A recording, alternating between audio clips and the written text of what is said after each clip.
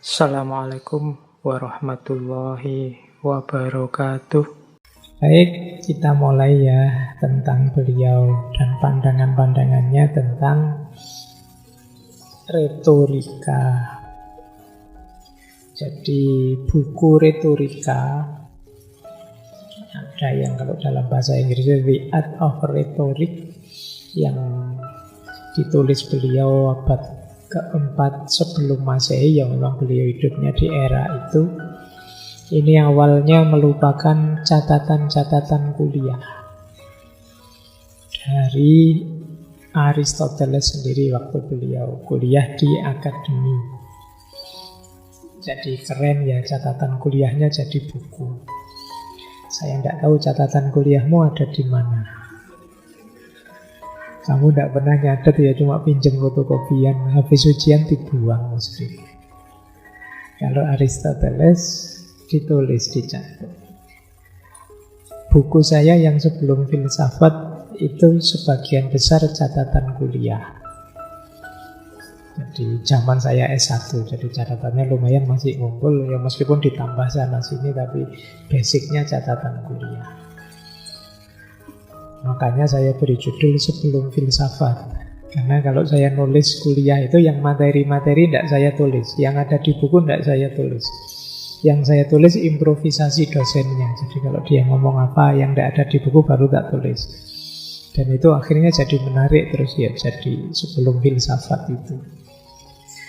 Nah, kalian yang ngono lah, eman-eman kalau catatanmu bagus-bagus tentang kuliah ya boleh jadi buku.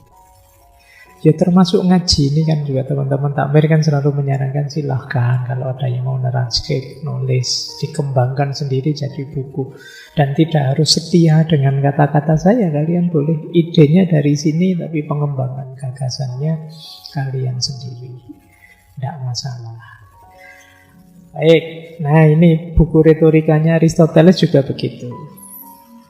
Di buku ini ya nanti fokus pada 3 aspek, yaitu orang yang bicara, isi pembicaraan, dan audiennya. Nanti kita jelaskan kenapa kok isinya ini.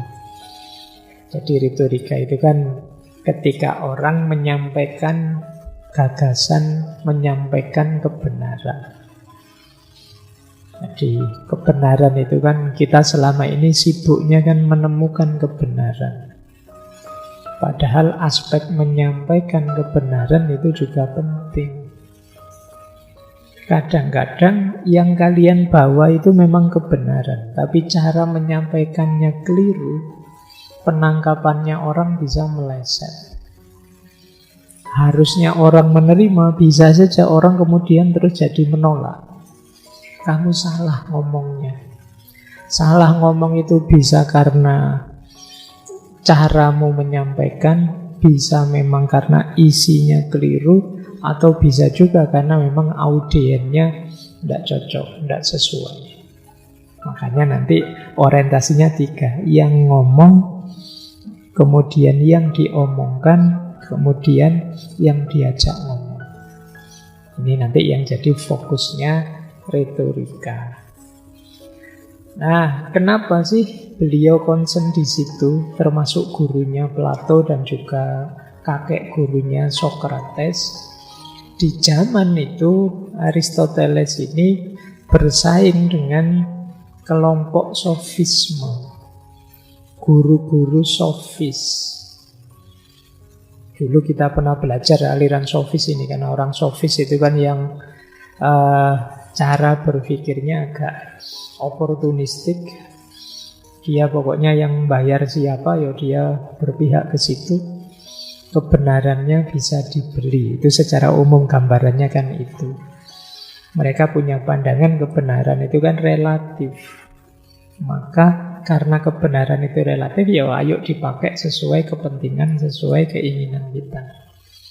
Dan kelompok sofis ini zaman itu ceritanya ya ada yang menyewa, ada yang berlatih pada mereka, latihan berpikir, termasuk latihan berretorika. Mereka ini zaman itu ceritanya melatih calon-calon pengacara, calon politisi. Sampai hari ini kan yang paling banyak ngomong 2 profesi itu. pengacara dan politisi. Sayangnya hari ini tidak ada ya, misalnya tempat kursus orang sofis misalnya. Itu mereka melatih itu. Sebenarnya tidak masalah sih, monggo saja. Wong itu latihan berpikir, latihan menyampaikan gagasan.